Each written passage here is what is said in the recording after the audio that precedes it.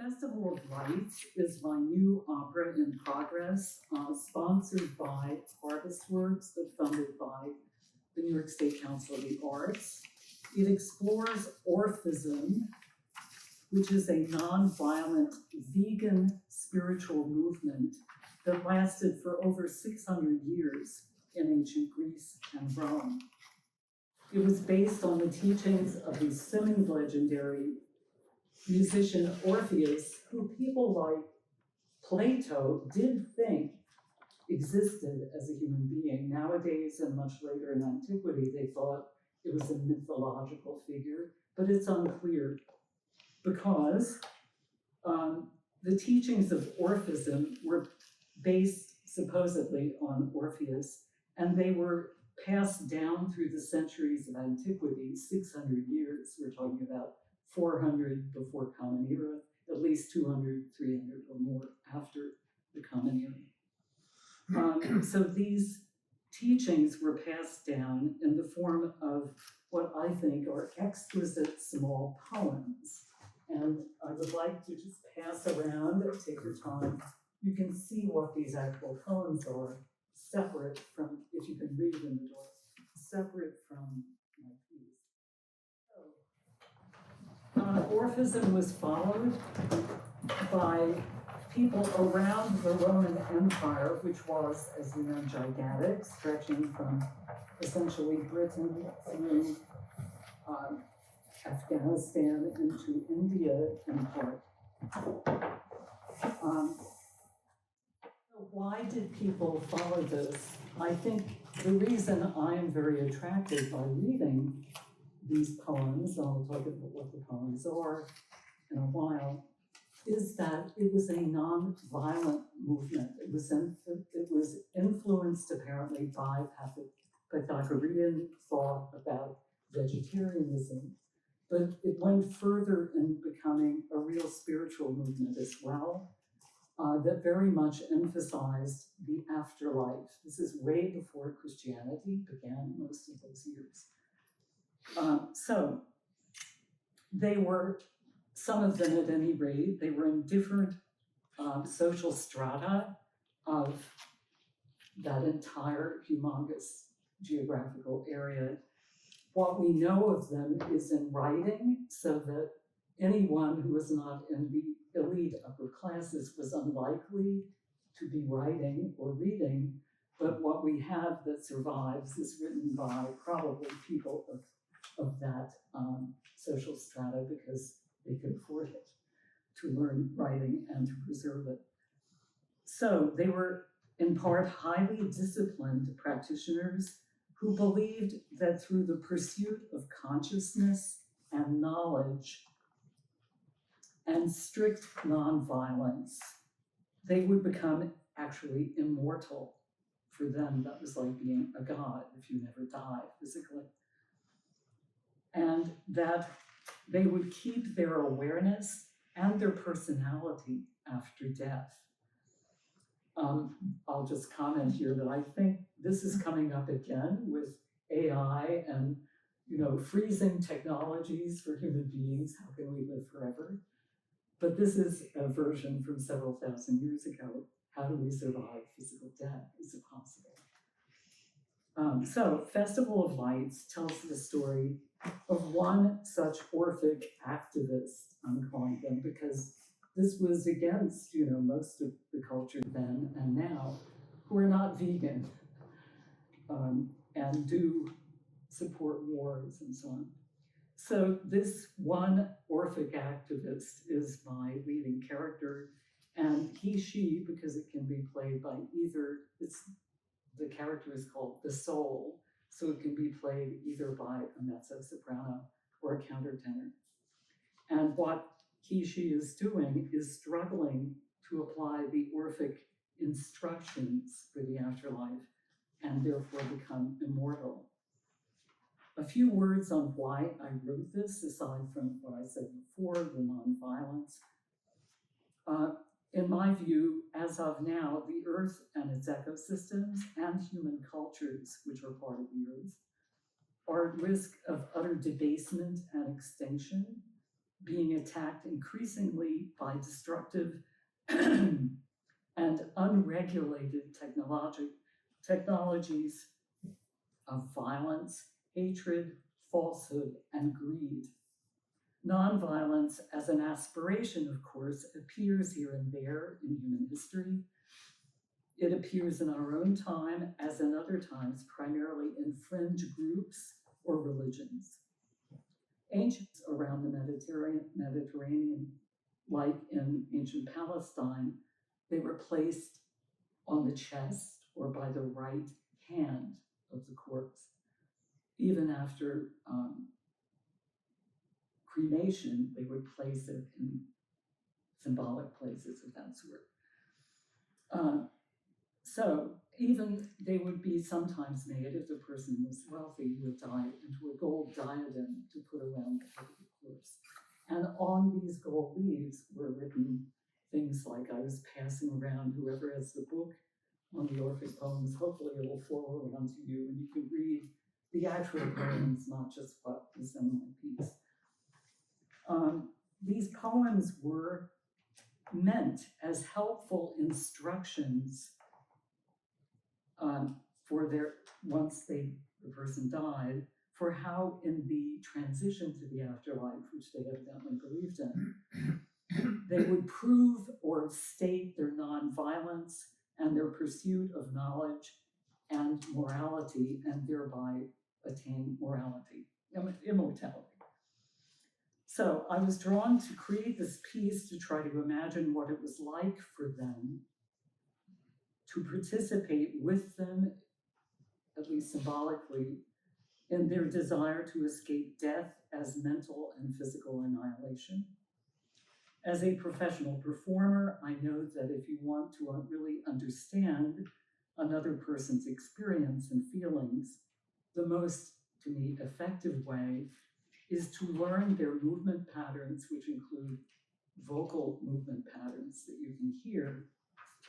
And therefore, that's what an actor should do, or someone on stage, is personifying a form of mimesis, of imitation. And through imitation, to at least seem to take on that person's being, a kind of possession. So what I've done in this piece too, I intend to do much more of this, which I haven't written into the libretto version you're seeing. I've contacted and read on academia.edu fascinating pieces about recent work of uncovering movement patterns in ancient times. This goes beyond the work of Quintilian, who was a famous Roman author who wrote about when giving speeches in front of the Roman Senate, what hand positions do you use, what postures, how do you use your toga?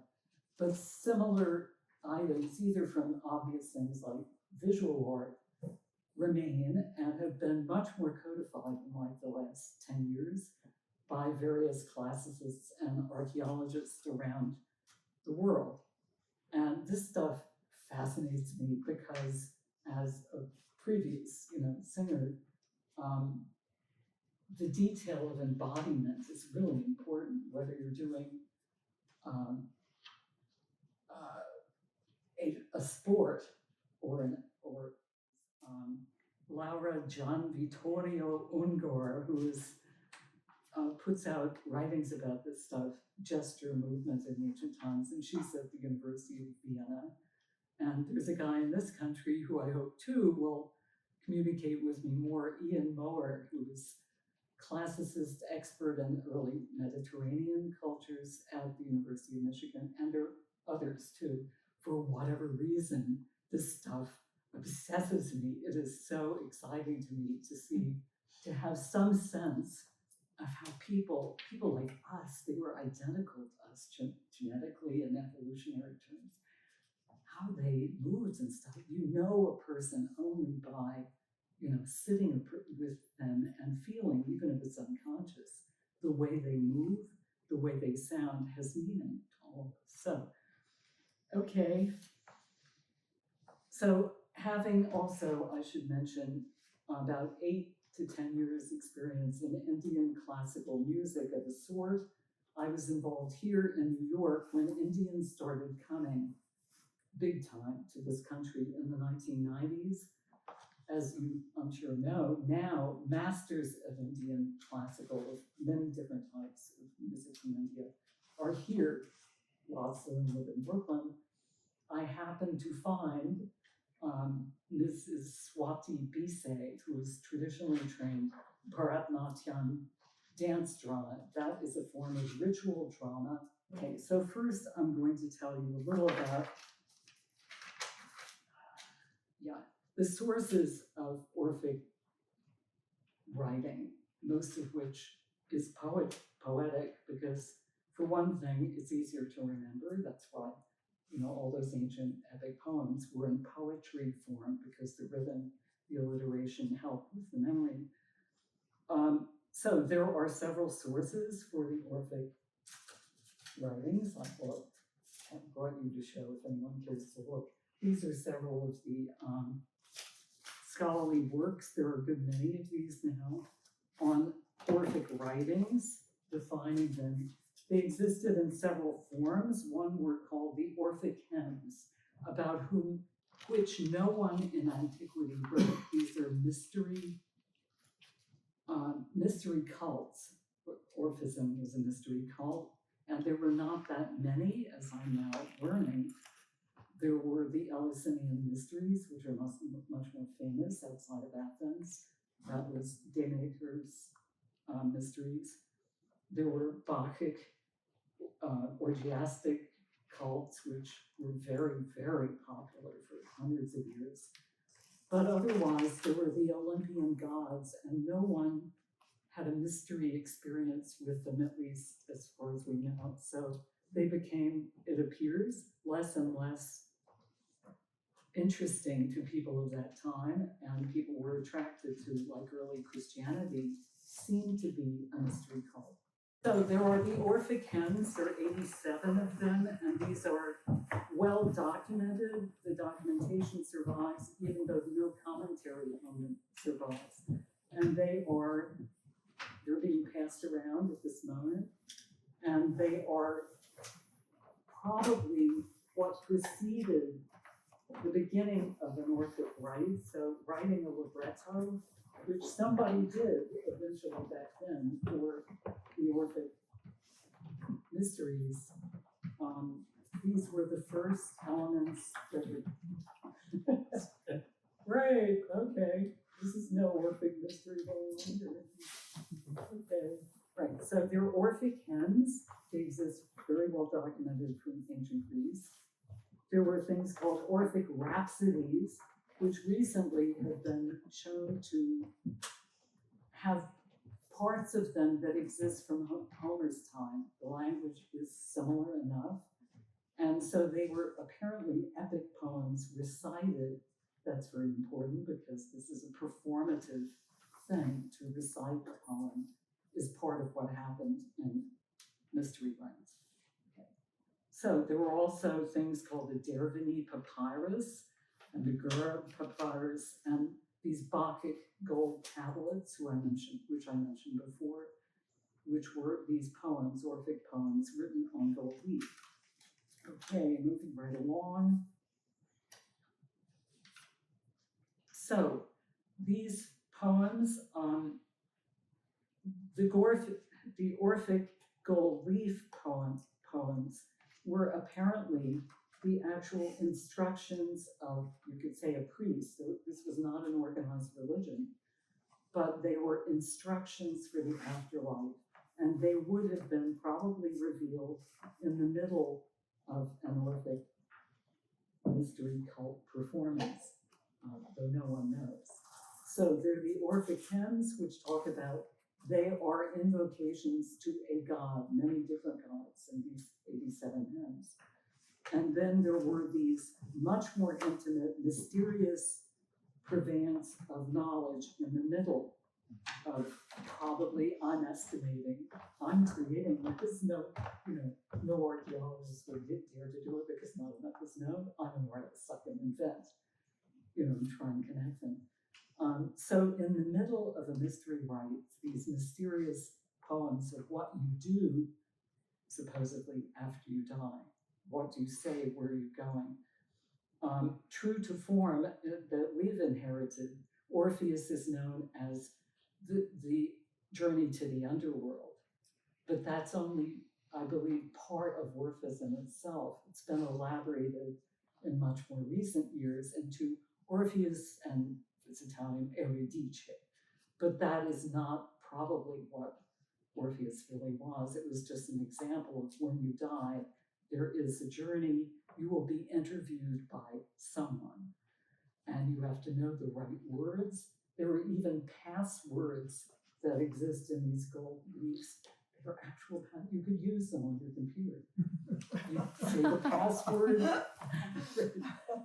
and they're there. You can see in that book, they're probably not there. At any rate, so part, for me, reading this stuff was hearing what the archaeologist or the classicist is writing, what is the function of this text, and me trying to write my own, I hate to use the word libretto, it sounds like, I don't know, the Barber of Seville or something, but putting together as well as I can, what did they do? You know, what was their opera? And I hate using that word because it's so mundane. So I put together Invocation at the beginning of my opera. That page of music notation is from my invocation to what I've used there instead of one of the Greek gods used in the actual Orphic hymns. I decided for musical reasons too, because ancient Greek music written about by classicists and who are specialists in this, and estimate that ancient Indian music, and some of that has survived through very traditional classic forms of music in India, survive longer probably than aspects of Western music, is the closest to probably what Greek music was like. So I took in my 8 years or so of performing, because when I studied with Swati Bise here in Manhattan, and by the way, the people who learn Bharatanatyam, which is Sanskrit dance drama, essentially, are of at least middle class economic status, because like people who go into ballet, you apparently don't have to go into your parents' business, you know, working in the grocery store. So again, it's a highly, highly technical art, just as ballet is, very different styles. And the people who go into it keep it up or you lose it entirely, just like ballet dancers. So what I learned from Swati, I was not capable of learning the fullness of the classical music form that is used in Bharatanatyam, which is basically South Indian classical. And the texts are in different languages, but Sanskrit is one of the big ones. I was taught to do, had I been born in India and born into the right traditional family, who are usually very poor, who become musicians, not a great model for the West either. You can barely make a living, but what they did, the composer in Bharatanatyam, and I'm relating it to what I'm doing in this new opera, calls out, invents and calls out the rhythms for the drummer and the lead dancer. And they follow the lead dancer and the drummer, these very complex rhythms based on different time sequences, different tala. Right, so what I did is call out those syllables. I couldn't write them because I wasn't born into the tradition, but her gurus in India were traditional composers of this fiendishly difficult stuff, rhythmically difficult. I learned how to pronounce it. Her mother taught me how to pronounce the Sanskrit syllables for the bowls. They're the things that pervade the rhythmic series. So that's a long way of saying that score. I have set a Sanskrit prayer to what you could call the great goddess that doesn't really exist in Hinduism, but that's our phrase translated for Sri Mata, glorious mother, abundant mother. And I set it to my own because after leaving Indian music, because I couldn't learn anymore, wasn't capable of learning any further after about 10 years. For it took me at least 5 years to try not to do it, not to write raga, which I was being taught, and not to try and do it traditionally because I could never master it, but adapt whatever I could. And so this is one of the pieces that I've written for, in this case, mezzo and flute, and it goes through the text. Let me see, maybe this would be a good time to go to the libretto. I'm not going to read all the introduction because you can do that later, but page 7, at the right hand on page 7, is this piece, which that's one page, Invocation for Soul and Flute. And there are other sounds in the opera at this point. Hopefully I'll play a little bit for you later. But I'll just read this text. In English, you can read, I've translated, Revered Mother, Celestial Queen, Holy One, who sits on her lion throne. That is, in Sanskrit, Sri Mata, Sri Maharajni, Srimat Simhasan Eshwari.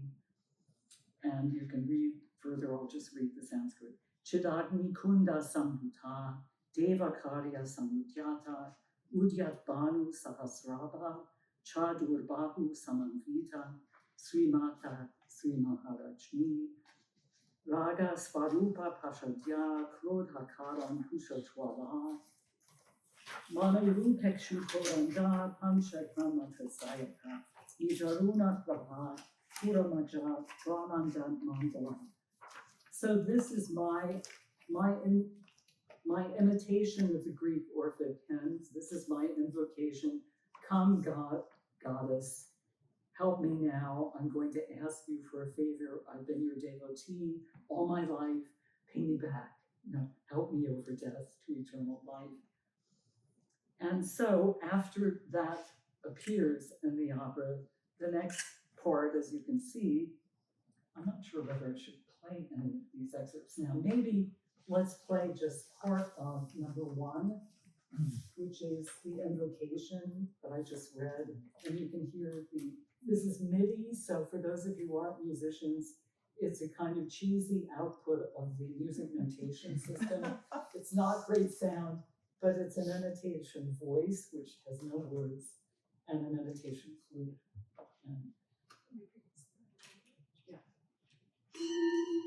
Nope, sorry, number 2.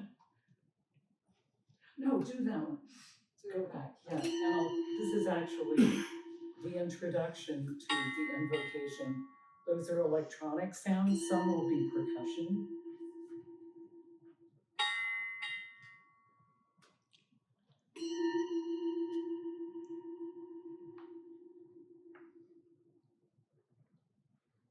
Here's flute.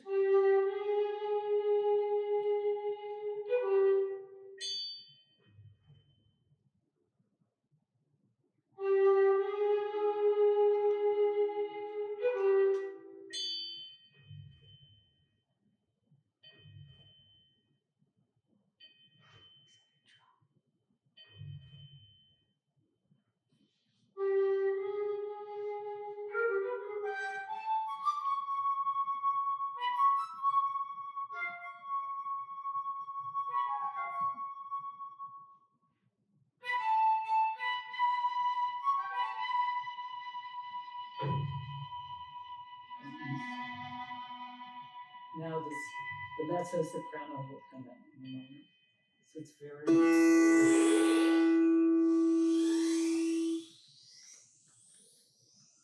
There's stuff happening on stage, but.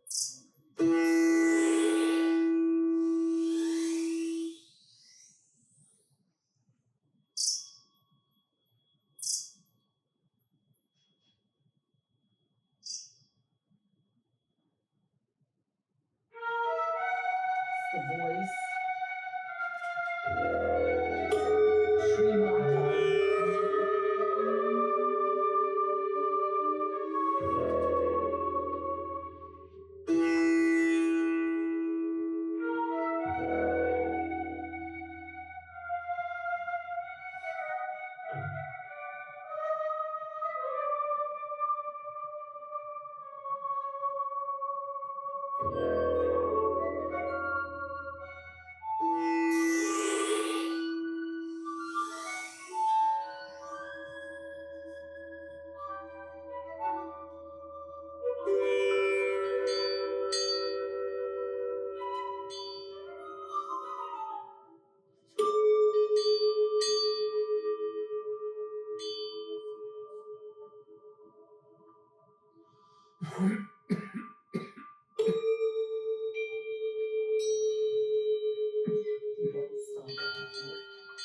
So she goes through the entire aria.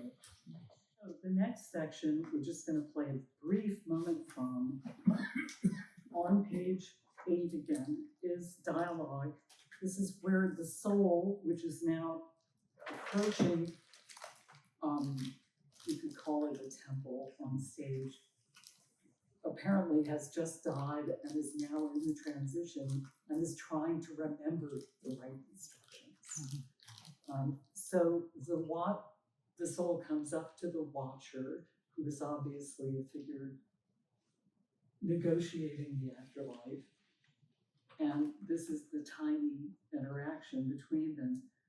First, the watcher sings, you'll hear it without words, it's a baritone. Om Shri Anantahari Narayana. That is the prayer that I was taught by my Hindustani raga teacher to sing before any sacred piece. And so I have him doing that. He's speaking to himself, he's praying to himself, as I say in the libretto. After singing this brief prayer in Sanskrit, he then questions the soul. He is hoping to help this soul transit into eternal life. And so he asks the soul, and this is actually in some of the gold leaves, this exact phrasing, who are you? What are you seeking? And then the answer, as you can read there, the answer isn't coming yet till the next page, but in the meantime, the soul thinks, he or she remembers, oh wait, I'm supposed to go to a lake there, right? And he sees a lake, little lake. In Greek, otherwise history, that's called the lake of Lethe, of forgetfulness, but that's the wrong lake. In Orphism, there's another lake nearby, which is called the lake of memory, Minasini.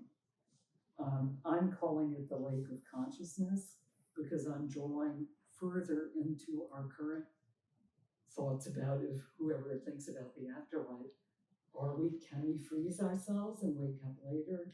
Can we use AI to expand, our physical being? There is a modern component to this. So when the soul tries to go to the wrong lake, the other person in this 3-person cast, the narrator, speaks and said, wait, don't go near that lake. And some of this is exactly the word also in the gold leaf stuff. Because an initiated soul must not go to that lake. If you drink from that lake of forgetfulness, you will forget your human life and you will be reincarnated. And so part of Orphism was to not be reincarnated like some forms of Buddhism. So the narrator tells him, do not go near that lake. An initiated soul must avoid the lake of unconsciousness, blah, blah, blah. I'm moving on to the soul answers, remembers one of the instructions, and this is exactly what is on some of the gold leaves. He says she says to the watcher, I am a child of earth and the starry sky, but I am thirsty and I'm dying. So quickly give me cold water from the lake of consciousness to drink. And the watcher gestures to the soul and the soul projections, which I haven't explained, but which follow the soul to go to the lake of consciousness.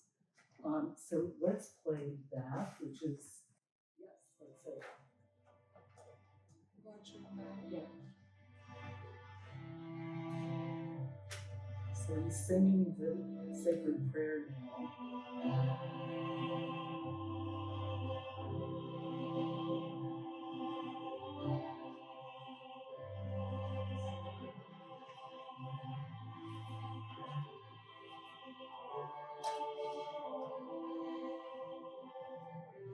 That's it.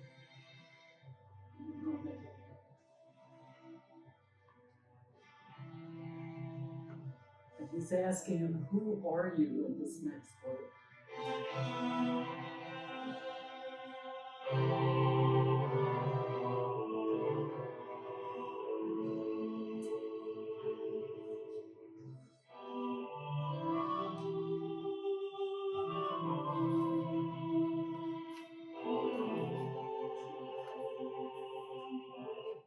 Yeah, brief excerpt. That's him, the watcher. So he is very benevolent. Elsewhere in the beginning of the libretto, when you have time, if you want, you could read what goes on when these characters leave the stage, the center of the stage, and step off the center action. The soul never steps off, but the watcher and the narrator become their opposites when they step off stage by pantomime, essentially just sit in a freeze of the opposite of what they seem to be when they're on stage, which I won't go into why I've done that, except I think that, for example, most of us who have been on stage know that the better parts of us are often on stage, and the more undeveloped part of our personalities are off stage. So it kind of reflects that, at least awareness on my part. Okay, so we'll talk in the libretto a moment and talk about mystery cults in ancient times, and now probably two. Essentially have three parts. There is an initiate or initiate to be. There is a death-like or suffering experience, and there is a promise of a happy life in that sequence. And that is, for me, when I read that in one scholar's delineation, I realized that's a structure for a dramatic piece on stage. And so, like I've used the invocation from the Orphic hymns, invocation to a god to begin. In the middle, I use a death-like experience. I'm looking at Chris because he's a percussionist. This is the evil part of this piece. It's in three parts, and I should explain what is the Festival of Lights? There are three sequences of lights: sunset, night, and dawn. And this exists, that structure, basically in the actual 87 Orphic hymns. So again, I was perceiving, this is a dramatic structure for an ongoing performative work. The intensity of these ancient mystery rites, insofar as it's known, because they were to be kept absolutely private, and most writers who were elites at the time who could write and read their stuff knew that, even if they were initiated, most would not, at least in classical Greek times, reveal anything about what actually went on.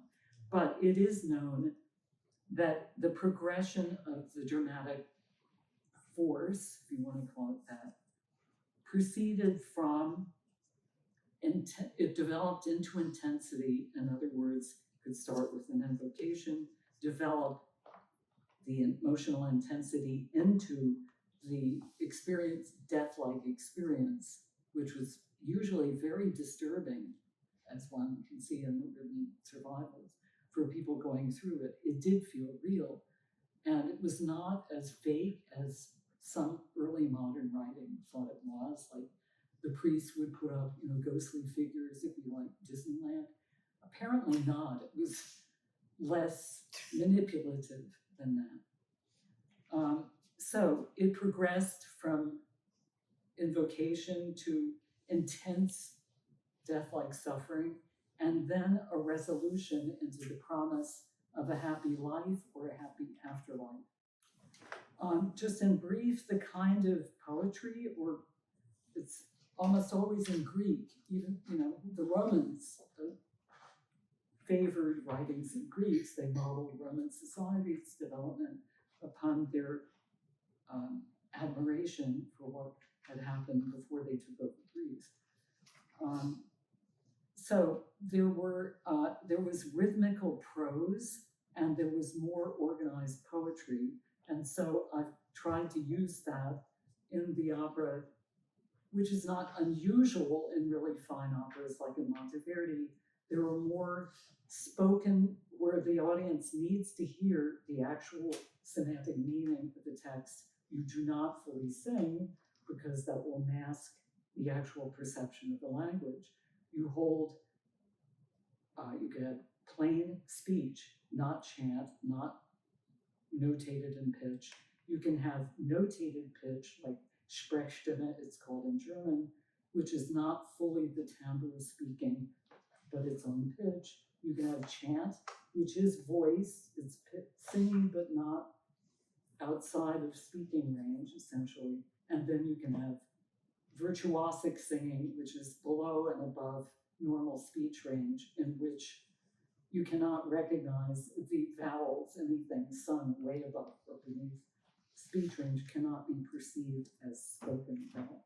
So that is what I tried to apply in the opera too, to have spoken language, some chanted, some fully sung in operatic range. So there was a collective belief on the part of the owners of these gold tablets, the person who had been initiated, died, and something placed over their mouth or in their right hand or on their chest or head, that they would be able to use this text, which was placed on them.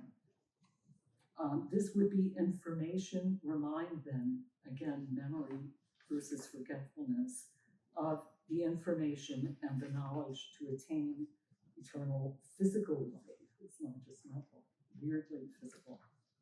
Okay.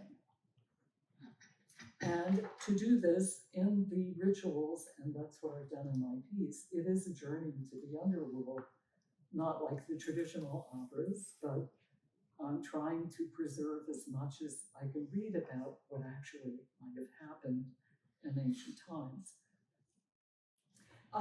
And over those 600 years or so of Orphism being very popular, though very secretive and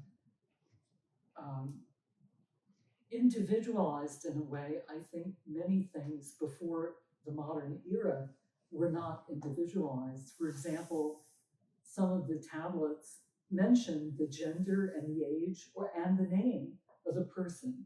That is very different, I think, than most surviving things from ancient times, because it was not just their name as on a gravestone at the time. It was a deliberate text that they wished to happen and that they made to be written on their body. Anyway, so it was spread apparently orally, because there are many different versions of these poems, slightly different, some very different, and they were apparently passed down orally. So in my opera, essentially, it's a local group, which is how these things, how mystery cults in ancient times would be spread. Someone would come to the next town who had experience, and then they would teach others, and probably that person who came from the first town would become the teacher of that little group of people. So it spread like that all over the Roman Empire and in Greek. And I gather, aside from Roman pantomime, which perpetuated Greek mythology around the known world then, Greek itself was spread around the Roman Empire to non-Greek places very far away. Anyway. Okay. All right, So there's a light pattern to the opera. It begins again at sunset, that's scene 1, night, scene 2, dawn, scene 3. In that pattern, which I intend to do my 2024 artist residency here at Harvestworks, which was enormously beneficial to me. Thank you, Harvestworks, because I made myself have the time to learn Premiere Pro, and I got into abstract patterns, animating it. Love it. So I'm going to do for this piece something somewhat different, but animating basically on that light pattern, not just ordinary, here's a sunset picture, but stuff feeding off that based on those colors, those shapes. So I'm looking forward very much to doing it. So there's this pattern I have of 3 scenes, sunset, night, and dawn. They are followed by those light patterns. They are also followed by instrument patterns, so that you heard mostly stuff so far from little bits from the sunset scene. And supposedly, one of the translators of the Orphic hymns, Apostolos Athanasakis, who taught in UC, I don't think it was UC Davis, where I know you taught, but another university there for like 40 years. He's back in Athens. I looked him up and emailed with him because that's his book that's going around amongst you, because he translated these very beautifully. And it appears to me that he and his grown son, he was a psychologist, that Athanasakis was not just a translator and a teacher of the Orphic hymns and the like, but believes in it. He's a modern Greek. And now I know that this is not unusual in Greece. I guess we're all trying to find our roots, but he and his son created, I guess it's the equivalent of a nonprofit in Athens that is a kind of revival of Orpheus. Anyway, I think it's fascinating. These are modern scholars, who are trying to live this ancient stuff. So the instrument pattern in scene 1, which is sunset, I use basically very delicate instrumental sounds and bell-like electronic sounds. You heard part of that. So there's flute, violin solo, crotales, triangles, finger cymbals. I've added in a tympanon player that's a frame drum, and I have not written his actions yet into the libretto. The tympanon player and the flute player, as in ancient times, the flute would not have been a flute, but an allos, more like a reed instrument, would play together, actually, in the tragedies and many of the various ceremonies, religiously. So, in delicate sounds in sunset, it moves into gradually extreme electronic and very loud piercing. I'm trying to do this live. Percussion sounds, heavy drums, etc.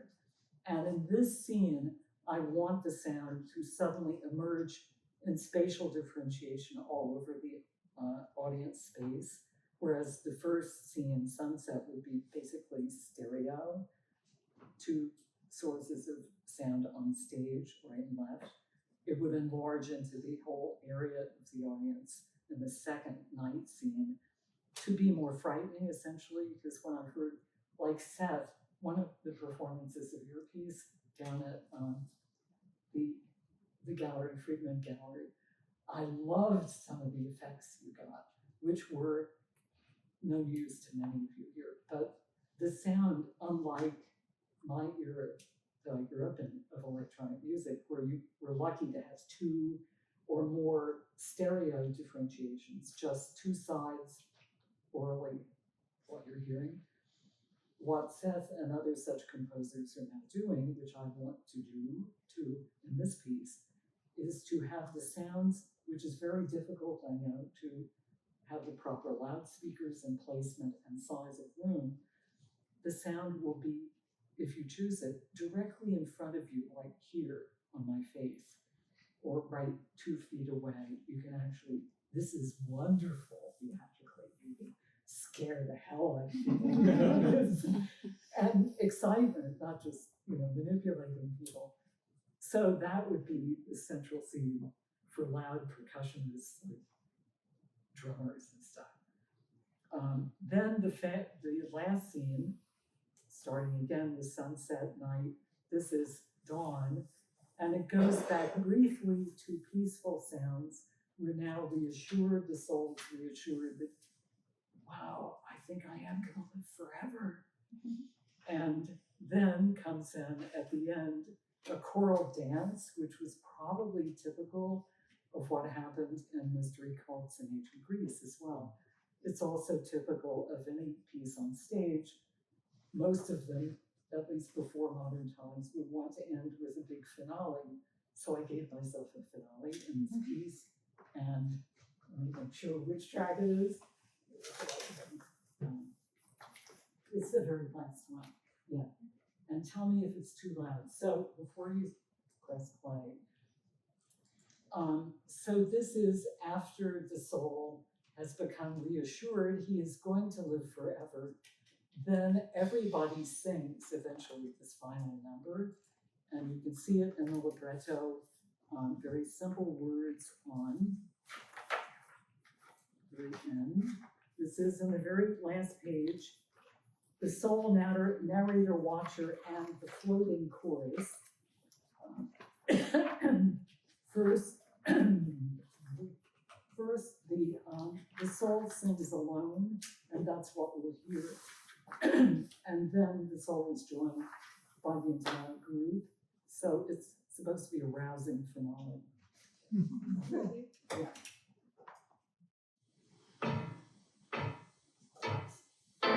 When I think of my life filled with joy and sorrow, and the earth is shining there, and the earth sings aloud, come on.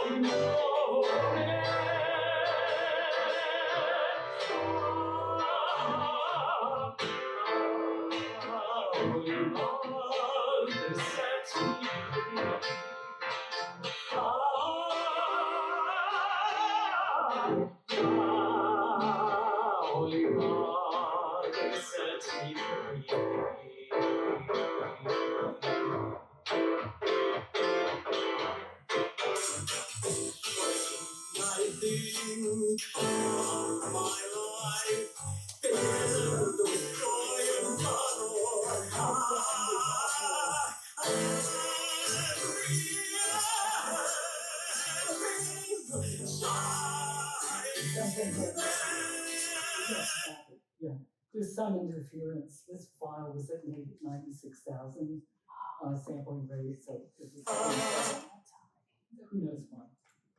Yeah, anyway, you heard the first part of it, that's a synth. So it ends loudly, and at the end, you do not know, no one says, did he transfer she to an eternal life?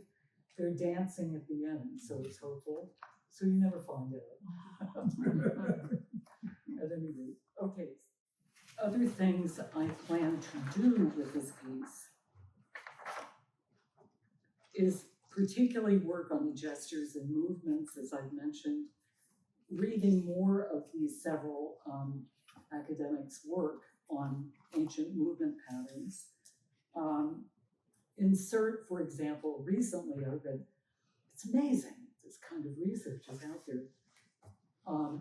Acclamations in ancient Rome. I did not know that the whole populace, who would have included primarily slaves on the streets of ancient Rome, and very poor people, and then a few middle-class people, and then the senators and the knights and the emperor. But the whole public, when, you may know this, I did not know this, when the emperor would go out during the day, huge retinue, soldiers, whatever, or come back after conquering some other nation, the public on the street would come up and do, if they're pleased, this is how some contact with the dictator of the time would happen after the Roman Republic disappeared. The public itself, the people on the street, would do in rhythm, as some of our modern protests, specific rhythms of speech, addressing the emperor. We liked this, we didn't like that, don't do this. And they would not be killed by such protests.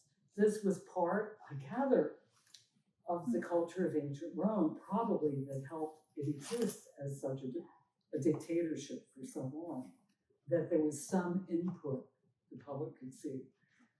So I intend to elaborate in the night scene of my piece to have some of the known rhythms, which are based on Latin phrases. I'll take the phrases, not the Latin, to have the chorus, who consists of at least 12 people, announce these to the soul. I'm going to elaborate that scene a lot and have that kind of dramatic dialogue, which goes beyond what the ancient Greek tragedies did. It's much more dangerous in a way from political Rome. At any rate, that's the kind of thing I'm going to elaborate, plus the doing the animation, which I'm really looking forward to. And I don't know that I'll ever have time for it, but I've seen before an engineer construct various kinds of holographs on stage. And in that case, if I ever have access to an engineer who can do the current version of this for me, following the soul will not just have to be human beings who are pretending to be other souls, but I can use actual ghosts on stage, which is a wonderful effect.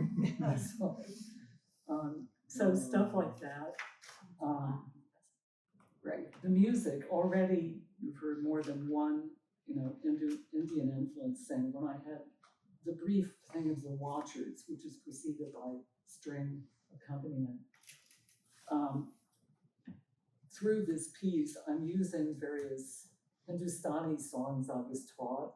So during the Watchers number that you heard just a brief portion of, that's actually from a Hindi current sacred bhajan, which is a more folk songy kind of religious text that I was taught by my Hindustani raga teacher, Marina Ahmadalam, and I had the virtue of sitting with her in a joint session with her teacher. She was called senior disciple. This is still in religious terms, even though they're musicians studying with each other.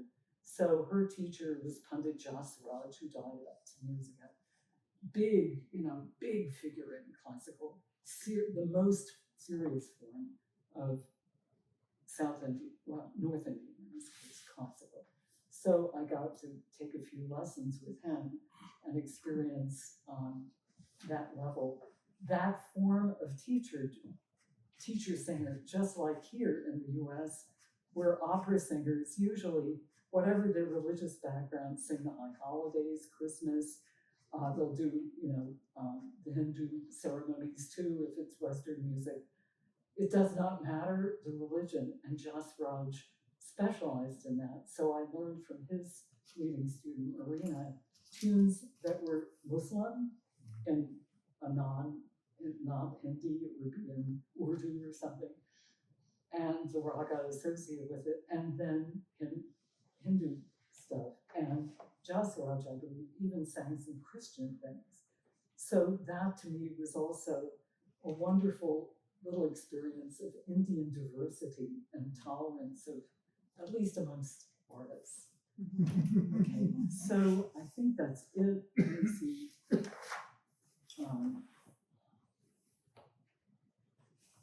Yeah. Are you okay if we open up for some questions? Sure. Yeah. Questions, anybody? I want to hear the long form of that. Sorry? I want to hear the long form of that. Oh, All of it. thank you. So I intend to, elaborate on all of it. And a crucial part of this, as I'm sure all of you in music know, how do you get funding for such a thing, right? Yeah. So my plan is I'm writing it in notation with live instruments, and this is not insubstantial for funding, as you can see. We're gonna knock it off the table. Right, so on the first page of libretto, I list a possible orchestration. This is too many instruments for most of the very small opera companies that now exist to fund. So I plan to try to design in my own mind where I could substitute not imitations for those instruments, but somehow replace them with electronic stuff. I really hate to do this because, it's like workers anywhere. If electronic stuff can take over opera, then we won't have live instruments. Just like on Broadway, the unions have to very strongly defend the live players with almost every contract, because these instruments can now be very well imitated, not me with my cheesy notation system, but Hollywood type notation systems. But would you consider doing pieces Yes, instead of the whole thing? Maybe you could roll out in 3 parts or something. yeah, good point.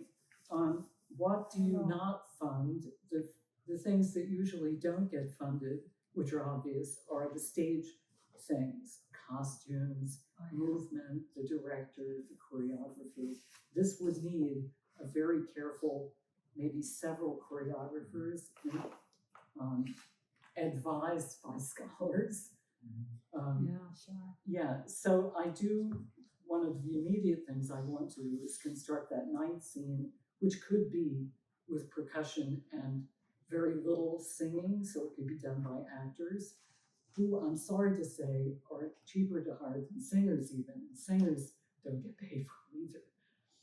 But yeah, good point, thank you, Carol. So like this little excerpt in the music notation, that can be done on a concert by soprano or mezzo-soprano and flute.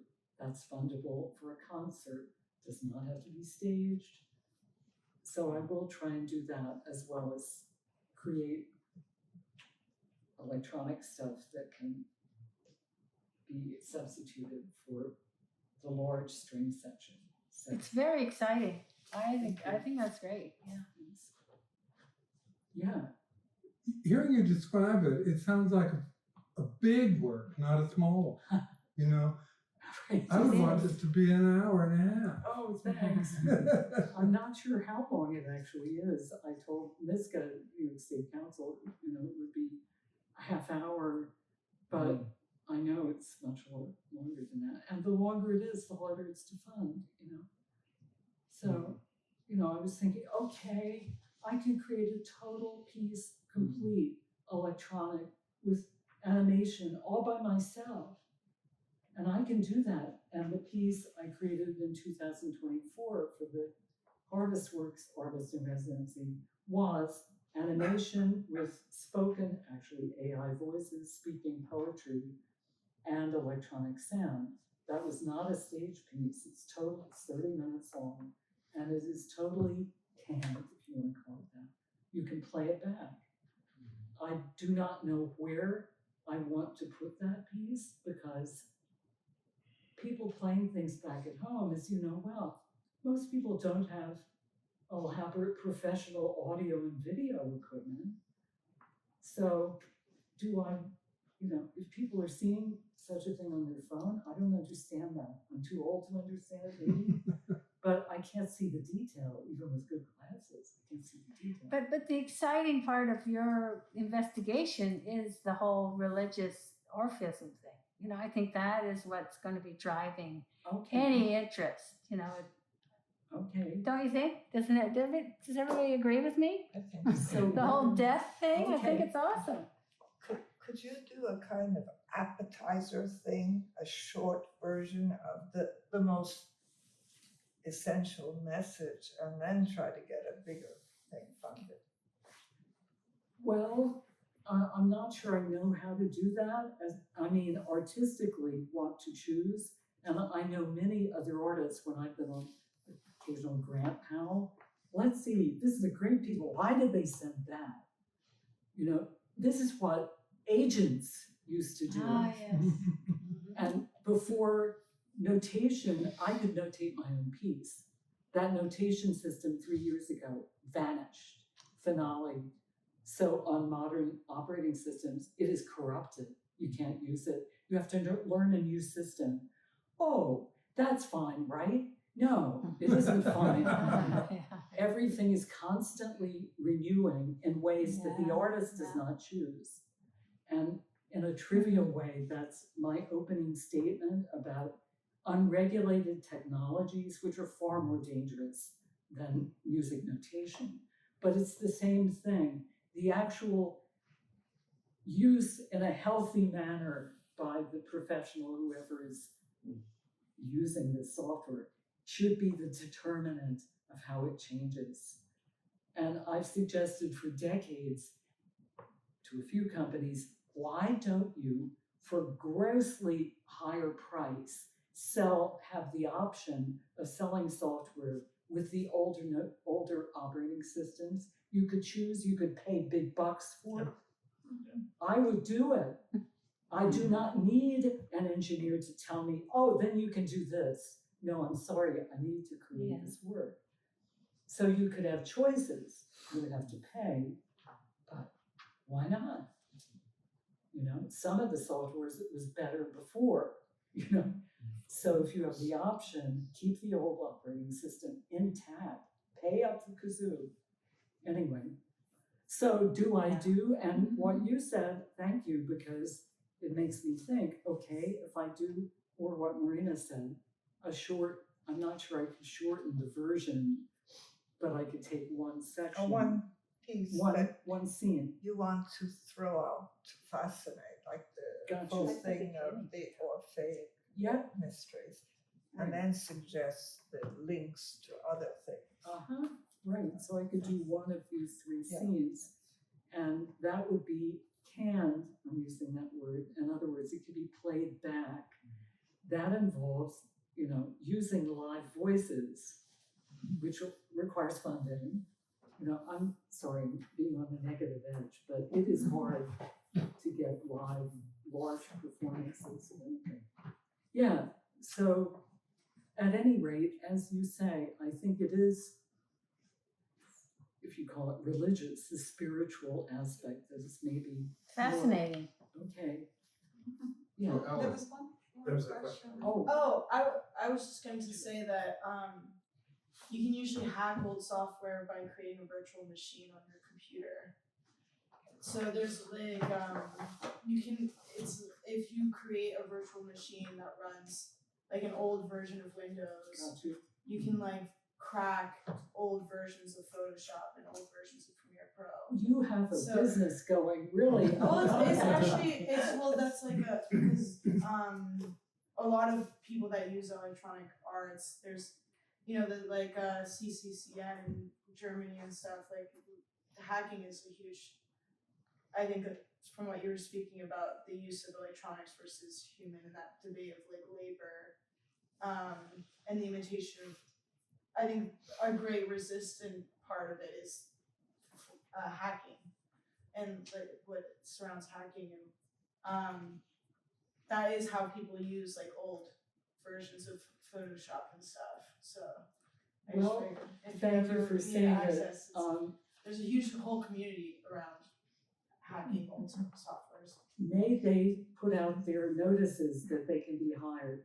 And in my experience at Columbia over the years, teaching people with the actual analog equipment, there is a huge variation in different composers between both interest and talent in parts of electronic music, let's call it that are not strictly musical, but are on the tech side. Yeah. A huge variation, which has nothing necessarily to do with talent, either engineering or musical. So it would be helpful if these were businesses that could be contacted. Yeah, whereas it's usually just like some guy on his laptop. And which is fine, and I understand, but if that could be a solution, do it, you know? There would be many, many people in music who would need it. Well, there's Reddit is really good. You can get a crack of Arduino for free on Reddit. And they give you a how-to step-by-step guide on how to. I don't want to do that by myself. That's fair. I want to write the actual, That's fair. And it's not that I hate technology, I am not interested in the equivalent of building a violin myself. Yeah. That's fair. There's not a direct analogy here, Yeah. but I I am guess I was not. referencing your visual inquiry with the wanting to pay for all the software. Got Is you, where I was, but you don't but that would, actually have to pay for it because you can actually access it. if you can teach it to If you yourself, teach it to yourself. if you don't want to create your artwork during that period. And that is always the challenge, I think, with electronic arts, right? How much do you get into it? Some people get into it so far they become audio engineers and audio, Yeah, you know, so there's such, yeah. Yeah. I understand getting in contact with someone like that is, you have to know where to find them, these people. Yes. So yeah, it's kind of tough. if they would advertise. Yeah. Yeah. I don't think you Yeah. people advertise their piracy practices. That's very true. So that means legislation. Okay, we can legislate. I did try my own 1 year of political work for legislation. It does not suit me. I don't have skills here. But yeah, but those are good points. It would be law change. A boring solution.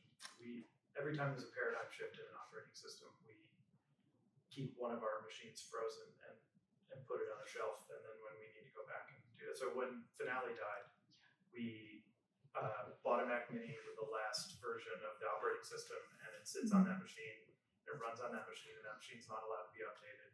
And so all of our composers who have 30 years of projects who can't access it can now That is pull it off the shelf wonderful and said. use it, but they're very inexpensive on the internet, and you can freeze your own version that you already bought.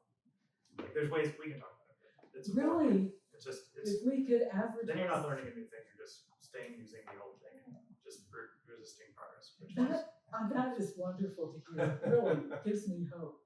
I have to speak up for non-commercial software oh, A plus. because, I'm a C-sound user. And I can actually run on a computer today a program that I wrote in Music 11, which was written in the machine language of the PTP 1144. I can run it because the people who work in development of C-Sound are devoted to making it always backward compatible. Wonderful, yeah. But, that's non-commercial. Yeah, and I did get into C-Sound before I left Columbia, and going away from where the software is being developed, it's very hard to do it when you're not there. Yeah, that's what I found. So But- Alice. Yeah. Is your opera in a number of acts? that- Yes, it so is that 3 there's scenes. Act 1, 2, 3, or whatever, Yes, so that all leads to this terminal point that has Yep. some purpose. Okay. yeah. So it's 3 scenes. That's the sunset, Yeah. night, and dawn. Yeah. Very Yeah. nice. So, yeah. Well, thank you for listening. To my obsession with the No. afterlife.